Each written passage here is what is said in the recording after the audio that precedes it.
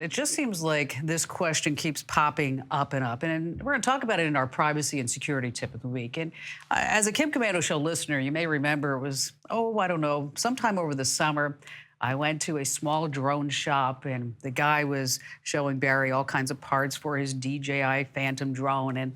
And I was standing there and the guy comes over and he looks at me and he says, "Those are the latest movies." And I said, "Yeah, I can see that." And he says, "Do you know a lot about the internet?"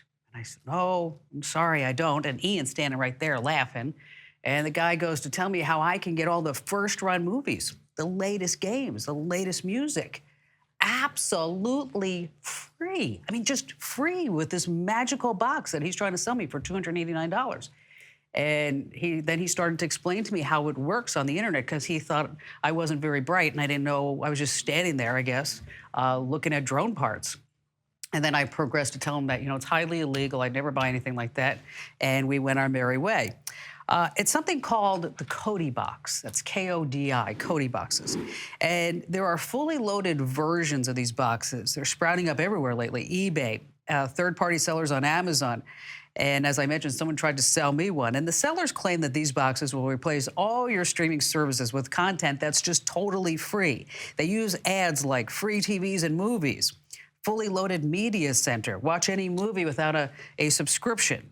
Now, Kodi on its own is this free program that gathers media, including the movies, music, and photos. And it's not illegal, but how people are using it is illegal. So in this tip, I tell you exactly how they're doing it. But these black market Kodi boxes, here are some of the downsides that they don't want you to know when you go buy it. First of all, the quality of the movies are not all that great. Some of them are done with cams inside movie studios, or they're copies of copies of copies, and so the digital artifacts are there.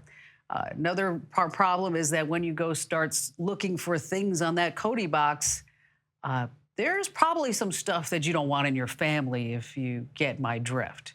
There's also some programs that you may want to look at, some movies, and you think it's a movie, and then you double click on it, and then suddenly it's a malicious program that's taking over your entire network. It's stealing every single password and sending it off to who knows who.